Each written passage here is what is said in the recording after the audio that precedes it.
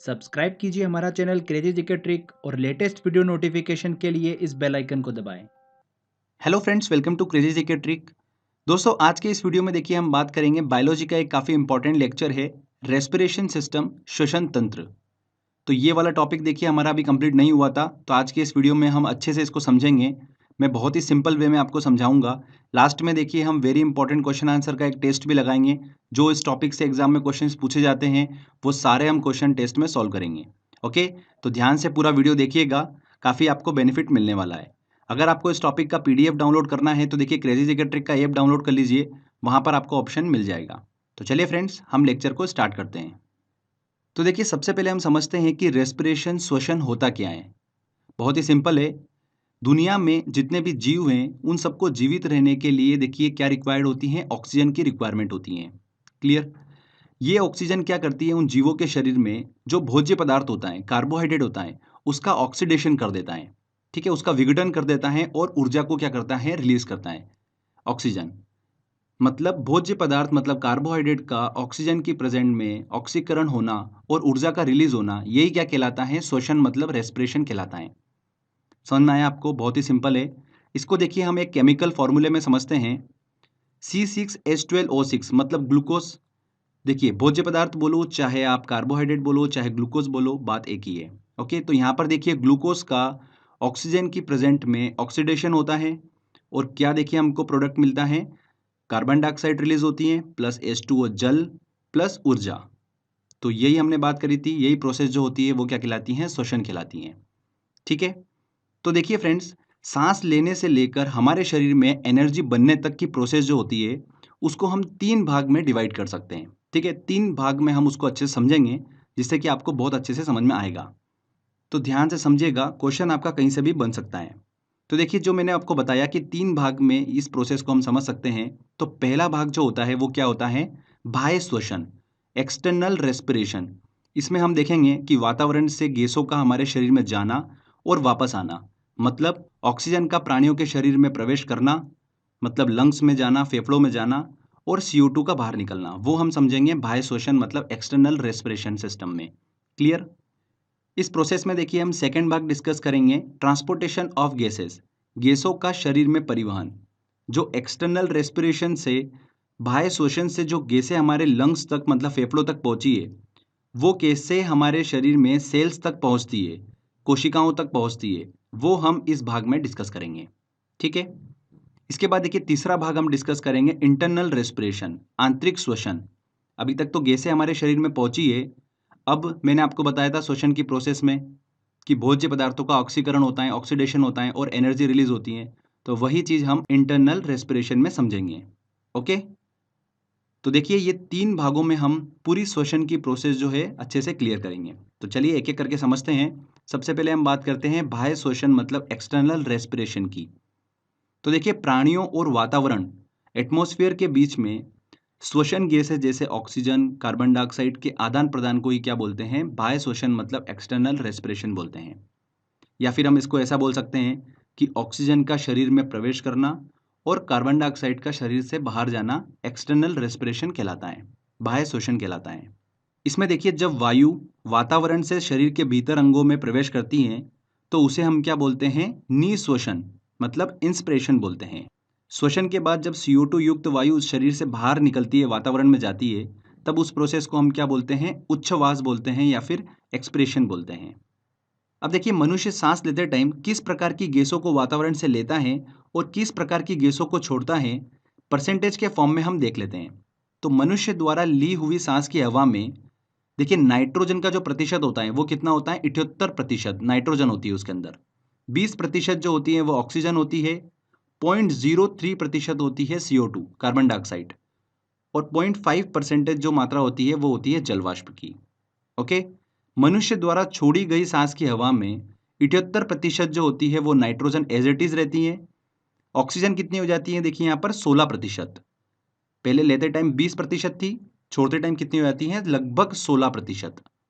CO2 की मात्रा कितनी हो जाती है, 4% हो जाती है। मनुष्य द्वारा छोड़ी गई सांस की हवा में 4% जो होता है वो CO2 होता है। और जल वाष्प की मात्रा कितनी हो जाती है, 6.5%। तो देखिए ये परसेंटेज जो है ये ध्यान रखिएगा आप, काफ़ी इंपॉर्टेंट है। इसमें देखिए एक चीज़ क्लियर होती है कि श्वसन क्रिया में, रेस्पिरेशन की प्रोसेस में वायु में नाइट्रोजन की मात्रा में कोई भी परिवर्तन नहीं होता है। देखिए लेते टाइम भी 78% थी, छोड़ते टाइम भी 78% नाइट्रोजन थी। तो बहुत ही इंपॉर्टेंट है ये, तो एग्जाम में यहाँ से क्वेश्चन पूछा जा सकता है, तो इस चीज़ को ध्यान रखिएगा।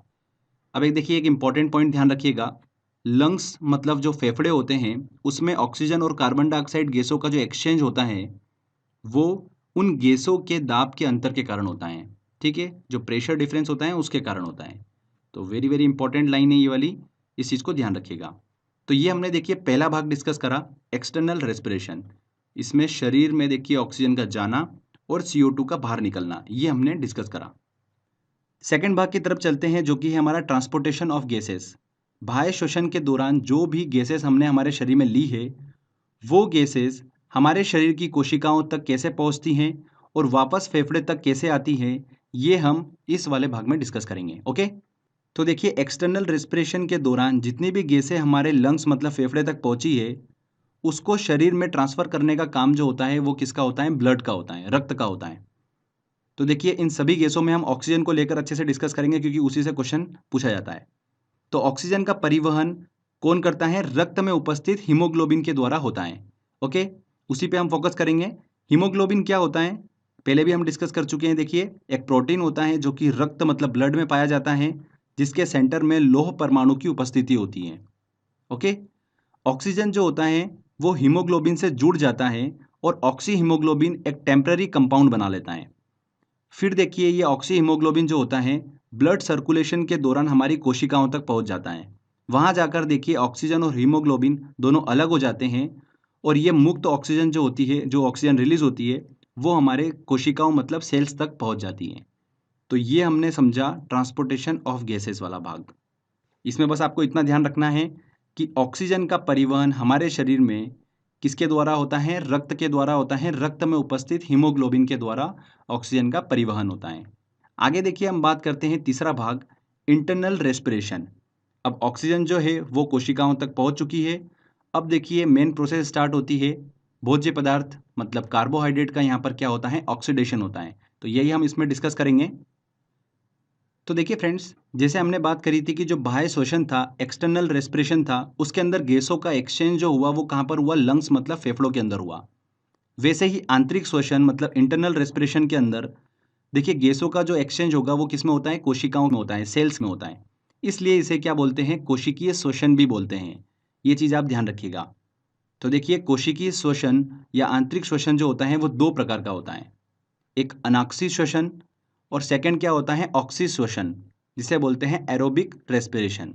ओके, तो देखिए इनको समझें उससे पहले एक चीज़ हम क्लियर कर लेते हैं, शायद आप भूल चुके होंगे तो आपको रिवाइज हो जाएगा। कोशिका मतलब सेल्स जो होती है उसका स्ट्रक्चर कैसा होता है? तो देखिए कोशिका के अंदर कोशिका द्रव मतलब होता है साइटोप्लाज्म, जो कि 70% भाग होता है कोशिका का। इसके अंदर देखिए इसके अलावा क्या होता है? केंद्रक होता है, राइबोसोम होता है, माइटोकॉन्ड्रिया होता है, लाइसोसोम होता है। ये सब चीज़ें जो होती हैं वो कोशिका के अंदर होती हैं, मतलब सेल्स के अंदर होती हैं। ठीक है, ये स्ट्रक्चर हमने पहले डिस्कस कर रखा है, बस आपको रिवाइज हो जाए इसलिए मैंने आपको ये बताया है। तो इसमें ध्यान रखिएगा जो श्वसन मतलब रेस्पिरेशन की प्रोसेस होती है, ये हर जीवित कोशिका के कोशिका द्रव मतलब साइटोप्लाज्म और माइटोकॉन्ड्रिया में पूरी होती हैं। वेरी वेरी इंपॉर्टेंट क्वेश्चन है, एग्जाम में देखिए 2 से 3 बार ये क्वेश्चन पूछा जा चुका है कि जो श्वसन की प्रोसेस होती हैं वो हमारे शरीर की देखिए कोशिका के किस भाग में कंप्लीट होती हैं? कोशिका द्रव और माइटोकॉन्ड्रिया में पूरी होती हैं। ठीक है, चलिए अब हम कोशिकीय श्वसन, जो कि मैंने आपको बताया 2 प्रकार का होता है, अनॉक्सी श्वसन और ऑक्सी श्वसन, उनको अच्छे से डिस्कस कर लेते हैं। तो देखिए अनॉक्सी श्वसन की बात करें तो जैसे नाम से स्पष्ट है, जो श्वसन ऑक्सीजन की अनुपस्थिति में होता है उसे क्या बोलते हैं? अनॉक्सी श्वसन बोलते हैं। ठीक है, इसमें देखिए ग्लूकोज का क्या होता है? आंशिक विघटन होता है सेल्स के कोशिका द्रव में। सेल्स के साइटोप्लाज्म में ग्लूकोज का आंशिक विघटन हमको देखने को मिलता है अनॉक्सी श्वसन में। ठीक है, और इस पूरी अनॉक्सी श्वसन की प्रोसेस का अंतिम रिजल्ट क्या होता है? देखिए पायरुविक अम्ल। पायरुविक अम्ल हमें अंतिम रिजल्ट के रूप में प्राप्त होता है और 2 एटीपी ऊर्जा जो है वो प्राप्त होती हैं। एक्चुअल में 4 एटीपी ऊर्जा जो है वो प्राप्त होती हैं, बट 2 एटीपी ऊर्जा जो है इस प्रोसेस में खर्च हो जाती हैं और फाइनली 2 एटीपी ऊर्जा ही हमें प्राप्त होती हैं। अब ये एटीपी ऊर्जा क्या है? तो जो इस प्रोसेस में ऊर्जा रिलीज होती है वो एटीपी के फॉर्म में स्टोर्ड होती है। जैसे कि हमारे पास में पैसा जो होता है वो किस फॉर्म में होता है? कागज की करेंसी के फॉर्म में होता है। वैसे ही कोशिकाओं के पास जो ऊर्जा होती है, एनर्जी होती है, वो एटीपी के फॉर्म में उनके पास संचित होती है। तो बस यही कॉन्सेप्ट है, ज़्यादा हमको इसमें डेप्थ में नहीं जाना है। 2 एटीपी ऊर्जा जो है वो इस प्रोसेस के फाइनल रिजल्ट के रूप में हमको प्राप्त होती हैं। ठीक है? तो आपको समझ में आया? ये जो पूरी प्रोसेस होती है, इस पूरी प्रोसेस को ग्लाइकोलिसिस भी कहते हैं। क्या बोलते हैं? ग्लाइकोलिसिस भी इसे कहा जाता है। अब देखिए, ग्लाइकोलिसिस चूंकि ऑक्सीजन की अनुपस्थिति में होता है, इसलिए ये ऑक्सीश्वसन और अनॉक्सीश्वसन दोनों में होता है। जो आगे हम पढ़ने वाले हैं ऑक्सीश्वसन, उसमें भी ग्लाइकोलिसिस की प्रक्रिया जो होती है वो पूरी होती है। ठीक है? तो चलिए ऑक्सीश्वसन की तरफ हम चलते हैं। इसमें देखिए, जब श्वसन ऑक्सीजन की उपस्थिति में पूरा होता है तब उसे क्या बोलते हैं? ऑक्सीश्वसन बोलते हैं। यहाँ पर ग्लूकोज का कंप्लीट ऑक्सीडेशन हमको देखने को मिलता है। चूंकि देखिए अनऑक्सीश्वसन में ऑक्सीजन की उपस्थिति नहीं होती है, तो जो प्रोसेस होती है वो ग्लाइकोलिसिस तक ही कंप्लीट होती है। अब ऑक्सीश्वसन में चूंकि ऑक्सीजन की उपस्थिति होती है तो प्रोसेस आगे बढ़ती है। ओके, तो ऑक्सीश्वसन जो प्रोसेस होती है वो सेल्स के माइटोकॉन्ड्रिया में कंप्लीट होती है, विशेष एंजाइम की उपस्थिति में। तो ग्लाइकोलिसिस से प्राप्त जो पारुविक अम्ल है उसका देखिए माइटोकॉन्ड्रिया में पूर्ण ऑक्सीडेशन होता है, जिसका अंतिम उत्पाद क्या प्राप्त होता है हमें? CO2 प्लस जल और ऊर्जा। बहुत ही सिंपल है। अनऑक्सीश्वसन में देखिए ऑक्सीजन की उपस्थिति नहीं थी, इस वजह से वहां पर पूर्ण ऑक्सीकरण नहीं हो पाया, वहां पर आंशिक ऑक्सीडेशन हुआ। ठीक है, जिसको बोल सकते हैं हम आंशिक विघटन। क्लियर? यहाँ पर देखिए ऑक्सीजन की उपस्थिति थी, इसलिए ग्लाइकोलिसिस से प्राप्त जो पारुविक अम्ल था उसका आगे चलकर फिर माइटोकॉन्ड्रिया में पूर्ण ऑक्सीडेशन हमको देखने को मिलता है ऑक्सीश्वसन में। समझ में आया आपको? बहुत ही सिंपल है।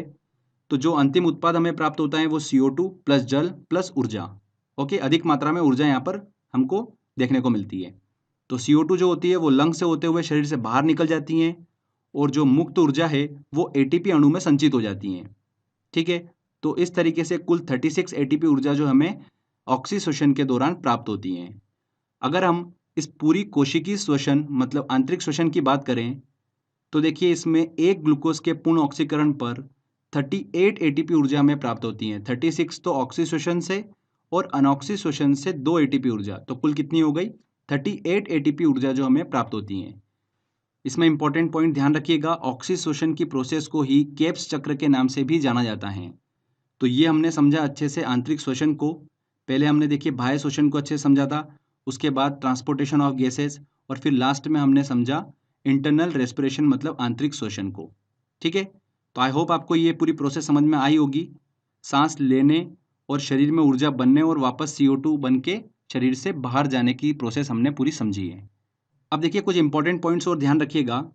मनुष्यों के सांस लेने की जो दर होती है वो कितनी होती है? 12 से 15 बार प्रति मिनट सांस लेने की दर होती है। इंपॉर्टेंट है। मनुष्य में जो श्वसन प्रोसेस होती है उसका नियंत्रण कौन करता है? ये भी बहुत ही इंपॉर्टेंट पॉइंट है। तो इस पूरी श्वसन प्रक्रिया का नियंत्रण जो करता है वो मस्तिष्क का मेडुला ऑब्लंगेटा भाग करता है। कौन सा करता है? मेडुला ऑब्लंगेटा भाग।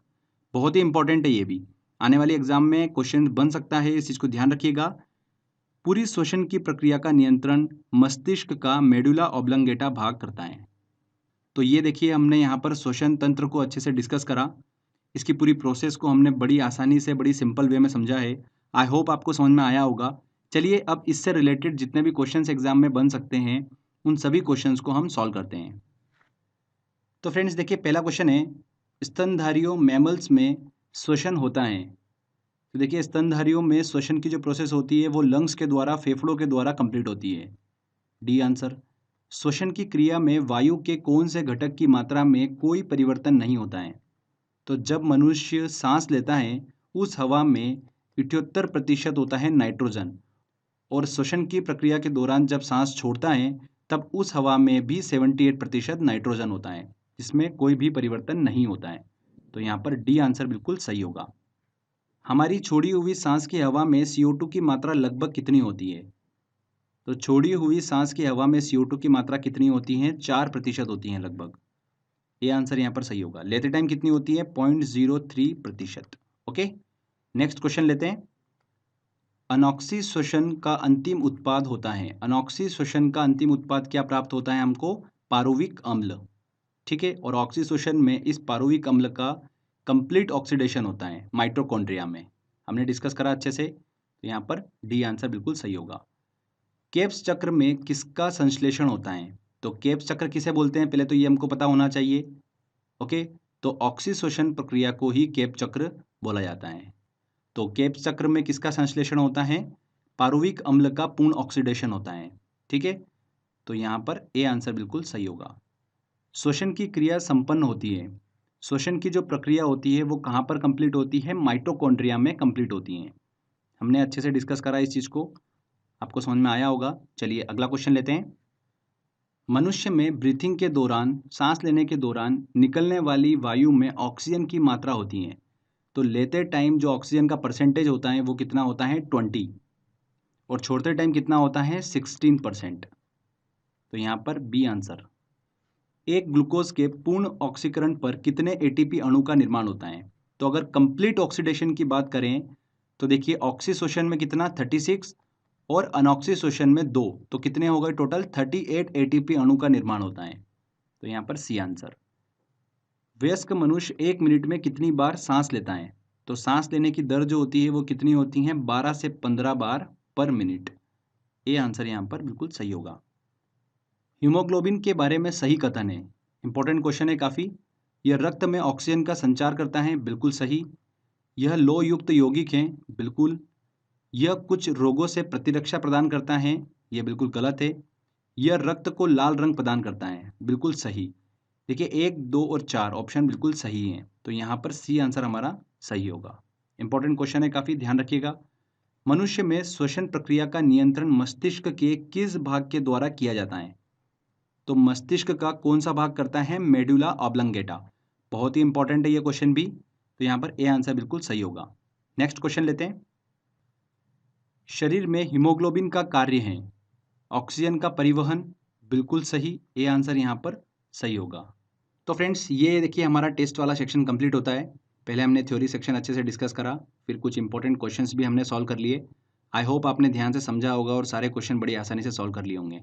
तो बायोलॉजी के देखिए हमने मैक्सिमम लेक्चर्स तो कंप्लीट कर ही दिए हैं, और भी अगर आपको कुछ टॉपिक लगता है जो आपको कंप्लीट करना है और जो नहीं हुआ है तो डिस्क्रिप्शन बॉक्स में आप कमेंट कर देना, तो जल्दी ही मैं उस पर वीडियो अपलोड कर दूंगा। तो आई होप आपको ये मेरा वर्क काफ़ी अच्छा लगा होगा। अगर अच्छा लगा है तो प्लीज़ वीडियो को लाइक करिए, शेयर करिए और कमेंट करके ज़रूर बताइएगा कि वीडियो कैसा लगा। अगर आपने अभी तक चैनल को सब्सक्राइब नहीं करा है तो सब्सक्राइब भी कर लीजिए, क्योंकि इस तरीके के बेनिफिशियल वीडियो जब भी मैं अपलोड करूँगा आपको उसका बेनिफिट मिलता रहेगा। तो फ्रेंड्स मिलते हैं अगले वीडियो में। जय हिंद, जय भारत।